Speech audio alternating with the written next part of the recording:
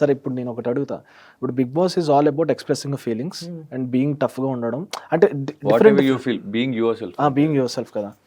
అంటే ఇప్పుడు అక్కడికి వచ్చిన తర్వాత వీఆర్ ఎక్స్ సమ్మన్ ఎక్స్, అంటే మనం మెయిల్ వాళ్ళ female, how do you control your feelings? అంటే లైక్ విష్ణు స్టార్టింగ్లో ట్రై చేద్దామని కూడా తను అనుకున్నది మిమ్మల్ని, తర్వాత పృథ్వీతో మాట్లాడడం కానీ, మీరు కూడా కొంచెం సోనియాతో చాలా ఎమోషనల్ బాండింగ్ ఉండడం కానీ, కొన్నిసార్లు ఆగడం కానీ, యష్మితో మళ్ళీ ఎమోషనల్ బాండింగ్ ఉండడం కానీ, ఎంత ఆపుకోవడం ట్రై చేశారా, లేదంటే ఉన్నది ఉన్నట్టు ట్రై చేశారా, ఏమనిపించింది? ఆపుకోవడానికి ఏం లేదు. వాళ్ళ అవతల వాళ్ళ నుంచి ఏదో ఒకటి ఎక్స్ప్రెస్ చేసినప్పుడు అది మన సైడ్ నుంచి లేనప్పుడు నేను అవాయిడ్ చేస్తాను person.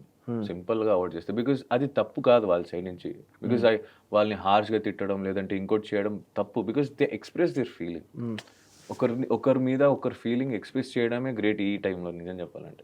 So when someone did what ever the places, ఏదైనా నేషనల్ టీవీ అది, సో ఆ టీవీలో ఎక్స్ప్రెస్ చేసినప్పుడు it is a respect me to respect them back without insulting them. So నేను నా అవాయిడ్ చేస్తాను దాని గురించి డిస్కస్ చేస్తే లాగాల్సి వస్తుందని.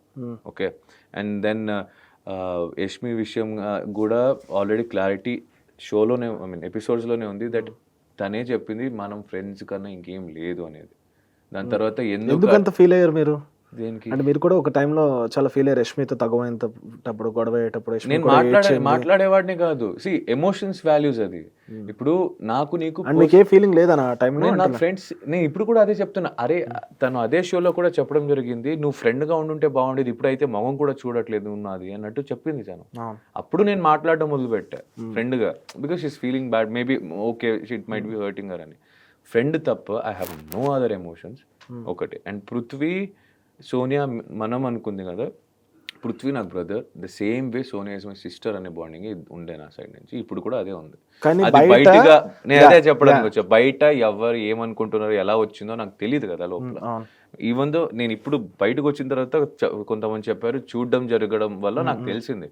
But from my side I have a good, very respectful way of bonding with her as a very good friend and a sister తప్ప నాకు ఇంకా తక్కువ ఎక్కువ ఏమీ లేదు.